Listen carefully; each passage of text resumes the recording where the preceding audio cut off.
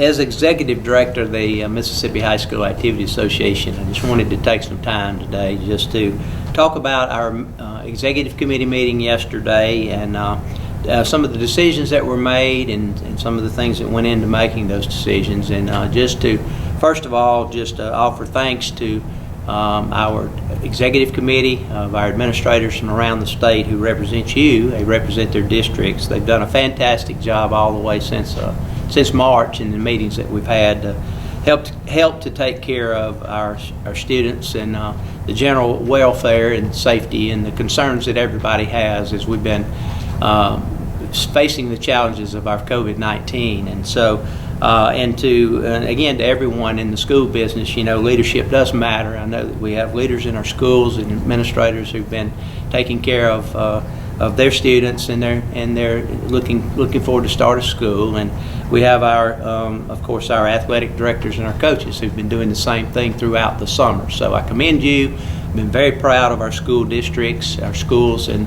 coaches and administrators in taking care of the summertime, getting started back, and now we all are excited and we all look forward to getting back to the beginning of a new school year. And so we know that's going to be happening in a lot of different ways throughout our schools in the state. And so hopefully the guidelines that we'll be presenting and bringing forth will be helpful to everyone. It's very important that we're all on the same page, and so through the MHSA website, through some webinars just like this, through information that we will be providing, we will try our very best to have all the information that you will need. As far as our sports are concerned and our activities, on our website, there are individual specific sites, the places where you can go to get that information. And so we'll keep them updated. We'll keep it updated, and again, we'll do everything we can to answer questions that'll come up. It'll be a constant updates and changes. And so right now we're really focused on the fall, and that was what our meeting mostly was about: return to school, return to play for fall, and all of the different things that are happening out there from the health department and our governor's office, and trying to again follow those guidelines. I also want to thank our Sports Medicine Advisory Committee, who once again, and these are all volunteers, by the way, but who once again has just been instrumental in helping us to get to the place that we were yesterday to be able to make an informed decision. A decision that was made through data of what's been happening with the COVID-19 in the past several days, and also just the patience that everyone has had, and because it's been constantly changing in a fluid situation. And so again, just thanks to everyone for that. Yesterday, our executive committee, we talked mostly about dates in the fall. I was very excited and proud when we started our meeting, and that everyone came in with the attitude of how can we get to yes. Yes being starting up and getting our young people back, not only into school but into our extracurricular activities. And so we did come to a consensus. Basically, we talked about the different risk of the sports and activities, with the football being a very high risk, along with our cheerleading as well. And so so we talked first about our lower risk sports in the fall, which was our cross country and our swimming and our volleyball. And again, band and cheer were discussed as well. And then we got to the higher risk sport of football. And so the decision was made. Normally we start those sports that I just mentioned, the lower risk sports, we start on July 27th. And then we start football on August the 3rd. That was our normal schedule. And so our executive committee and all the conversation, we decided that we would delay all of those sports 2 weeks. And so on August the 10th, we talked about the cross country and the volleyball and the swimming beginning, and then on August the 17th, and both of those for football to begin. And all of those sports that hopefully our schools are back in session. One of the reasons from some of our administrators was to get our schools back in session and to give our students time to to establish a routine. And so that was the decision that was made to delay for the 2-week period of time. So we think that was the right decision. We think it was made at the right time. However, it is at this time, and as things change, we will continue to monitor our situation to see as we move forward, and hopefully we'll be able to follow through with that schedule and with that plan. So all kinds of questions that come about from that, and I hope I can address those a little bit, and also junior high, middle school, and we talked about them not starting or not playing a game until the week of the first high school game. The junior highs can start practice on the same dates as their sport is listed, but as far as playing a game, would not play a game until the week of the first high school game in that sport. Not forgetting that we will be stressing the acclimatization period again of 14 days, and that will be something that we will be posting and making sure that our schools and our coaches and our administrators understand that we will follow that 14-day acclimatization period. A lot of questions again that were brought up about the guidelines, possible restriction for these sports, and again, our Mississippi Sports Medicine Advisory Committee will be looking at, as well as they're already posted on our website, and they'll be posted under each sport and activity, but they're already looking at the NFHS, National Federation of High School guidelines, and we'll be adding to those guidelines as far as the proper fit for us and for our students in our schools, to make sure that everyone understands the safety aspects of starting their sport back again, and for playing games in the fall. So those will be, you can look for those on your site. Things like what will happen if there's a positive test with a team. And again, I know our schools will be following the guidelines of the State Department of Health and also of the governor's office as far as students in school and classrooms. And hopefully, by that time we can have a little more clarity as far as extracurricular activities.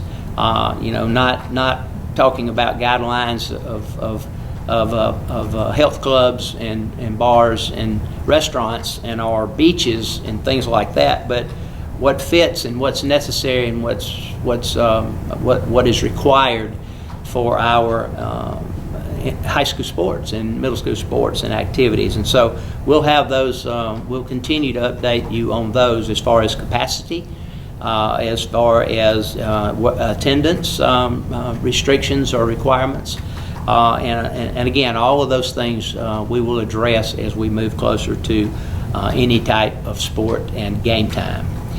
So things like what if during the season that a team was not able to play and participate. Of course, if it's a non-region game and that game is forfeited, then of course it would not hurt that team. If it was a region game, and then the game would be forfeited, and it would hurt that team. And no way to make that up. So again, we will continue to make sure that those guidelines are clearly understood, clearly stated, and again, just lots of questions that will continue to happen there from that. Out-of-state competition, our committee did not place any restrictions at this time about hosting a school from another state, from a neighboring state, or any restrictions about going out of state at this time.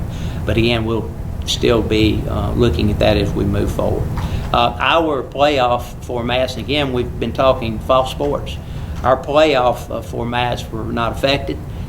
We simply will lose some of the earlier games. Most of those, particularly in the sport of football, they are all non-district games. So our region games should not be affected as far as continuing the existing or current playoff structure, playoff format. And so the state championship dates for those fall contests remain the same. You should be able to see those too online. And so that does not affect our winter sports start dates and our championships, playoff format and championships, or our spring start dates at this time, or playoff formats, numbers of games and those type things.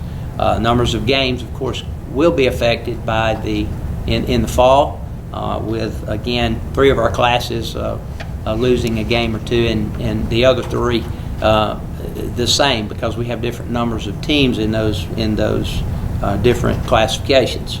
And so just want again to remind you that there will be questions that we will continue to answer and have to answer coming out of this summer. Normally we have, when the volleyball and swimming and cross country begin, then we still allow other sports to continue to practice. I do want to mention, as far as band and cheer and dance, we've never really had a start date because of band camps and dance and cheer camps during the summertime, and basically normally in the month of July. So there's not a start date. If they're already working in band and cheer and dance and some camps on campus and things like that, then they can continue to do that. I also have questions about tryouts, and at this time, and again, we're still in the summertime and in July, and certainly all the way up until the start of school, tryouts can certainly occur in all of those sports. You can have your student athletes as long as they're enrolled in your school right now. And so there's a need to try out because of getting them into some class periods and ordering uniforms and things like that. So certainly you can be trying out through this month of July as well. Yesterday also we had representatives from our Bandmasters Association who came to present a proposal to our executive committee about band and about the marching contest, state marching evaluations in the fall, and there was a recommendation that because of the sites, there are 5 different sites, and because of how hard it is to at this point in time begin to, and through the last months, to be able to have raise the funds and to be able to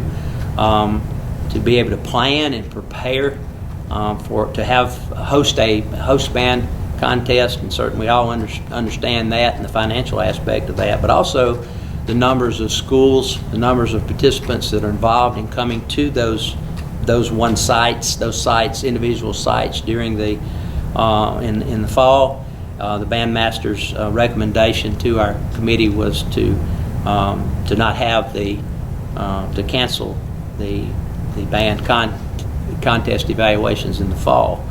There was a lot of discussion there, but upon the recommendation of the Bandmasters Association, the executive committee did approve that proposal and our recommendation, and however, did suggest to the representatives that they try to look into the spring if that is possible, and to try to come up with a date there if they possibly can. We do know that we have concert evaluations for bands in the spring, and so that might not be may not be possible to be able to have it, but they did ask them to look into that. I know there's been a lot of different concern as far as our bands are concerned. They are of course able to practice and then begin in March. We'll be again putting out guidelines for our bands, for our cheer, for our dance, but they would be able to march at the half times. There's been some discussion about whether visiting bands would travel or not, so that will be there will be some direction and some guidance given for our bands in that regard as we move forward. But again, appreciate the understanding of all of those involved, and we do want to make sure that we give our students every opportunity to be able to perform and to participate. And again, but again, we do follow the lead of our folks that are there every single day in those particular sports and activities, fine arts, and helping us in making those decisions. So we appreciate them for that. Just to mention, we do not know yet about our cheer and our dance competition. Again, that's later on in December. There will be a lot of conversation as we move forward to see about that competition. And so just want to make sure that everyone understands that we place the same priorities, we place the same focus on our fine arts and our activities as we do on our sports. And all of that at this time is about safety, the safety and general welfare of everybody. So again, we appreciate your patience on all of that. District meetings will be are being planned right now, some virtual. I'm sure your district secretaries are sending information to administrators right now. Fall district meetings may have a different look. MHSA will be involved in those fall meetings, whether they're virtual or in person, and you will be getting information shortly, if not already, from your district secretaries on that. Our MHSA handbook, which normally we have a hard copy every other year printed, our online version is this year. And by the way, this would be a reclassification to look this year after Christmas, somewhere around the middle of the year at reclassification. We're in the second year, and so next year would be the first year. So we'll be looking at that as far as numbers for reclassification. Our handbook is online. The online version will be the official handbook for 2020 and 21, and so that is already online. Any changes that were made through our committees throughout the year will be highlighted in yellow. So please again give us any calls for any information that you would need as in regard to our official handbook. Also, the very important. We're really excited about our technology. We're up into the year 2021 in technology, and we have worked really hard the last 3 years to bring all of the various aspects of work that we do through our schools and through our association, and the forms reporting, and all of the things that we do with eligibility, all of the things that we do with our game officials and scheduling and with rosters, to bring all of that technology, which was a lot of different platforms through the years, under one umbrella. And we've been able to do that. Last year we began with Dragonfly through our eligibility, and Dragonfly writes the software for our Mississippi schools and for our coaches and for our administrators to help make, and for the state association to make all of our jobs easier and more efficient. And so we've been excited about where we are, and we've been conducting webinars through the summer with our schools, with our game officials, with our business managers, and with our administrators and our staff to try to make sure that we're all on the same page with technology as we move into our fall, or beginning of a new school year. And so you'll be seeing the word Dragonfly, and we already know that because of name because of our eligibility.